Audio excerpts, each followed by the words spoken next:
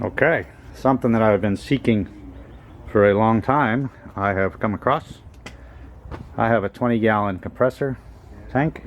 It's a little Craftsman that sits on the tank, back there in the corner.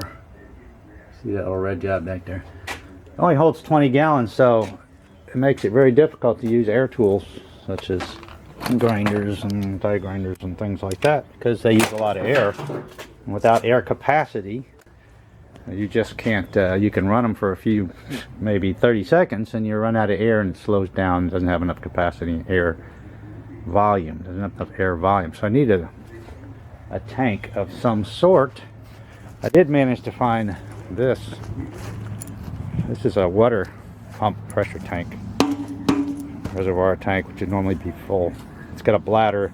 You fill it for like 25 pounds of air, and it gives you some leeway in there where as you use the water pressure, it doesn't drop immediately, make the pump kick in. You get to use some water for a while without the pump having to kick back and forth all the time.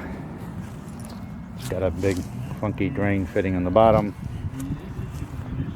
and there's little fittings on the top, which I would have to tap and put in the air fittings. But that's a nice tank, and I was probably going to hang on to that for the time being, because I don't know what that is, 120 gallons or something.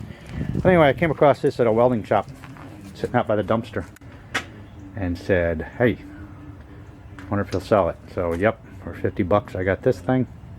60 gallons. Got the pressure gauge and switch, which I don't need. There's a fitting up there, fitting on the side here. So I went to good old Lowe's looking for a 1/2 inch by a 1/4 inch, because the small end's a 1/4 inch.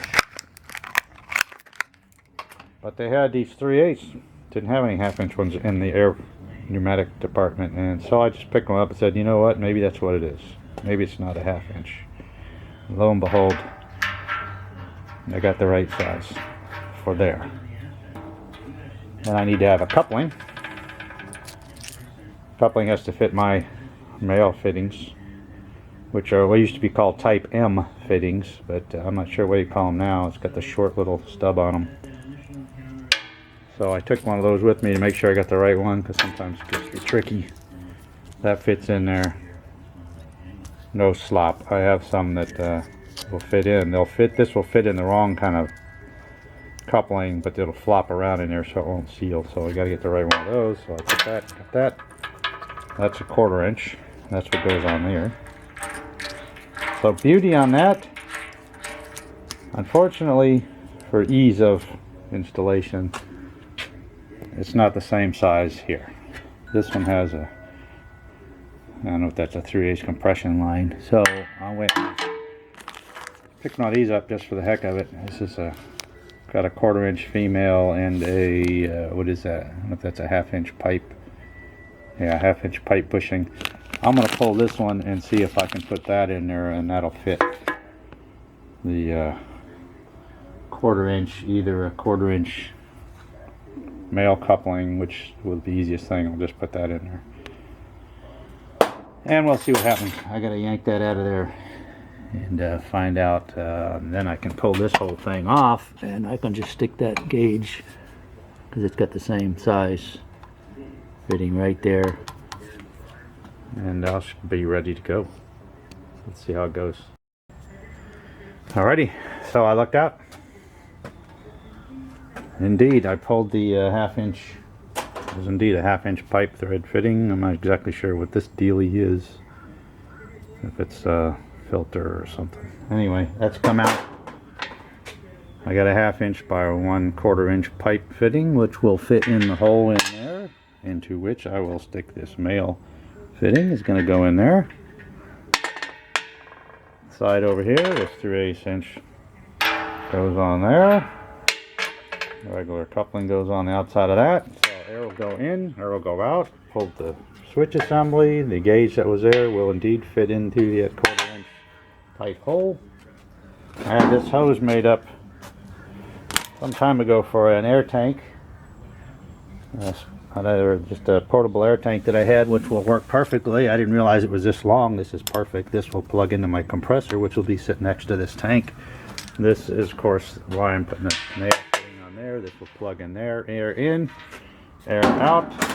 The air hose will hook up onto that, and we'll be in business. So gotta clear out a spot, put this thing in there, and we'll be ready to get some good airflow. All my air tools will work now. Okay, here's the final result.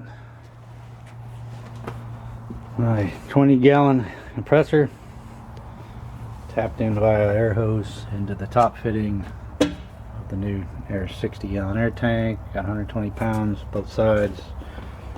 Air coming out. I just drained the tank. This is the water that was in the tank. Loosened up the drain fitting in the bottom. Sitting here right now, no leaks, holding pressure. I'm going to probably turn this off.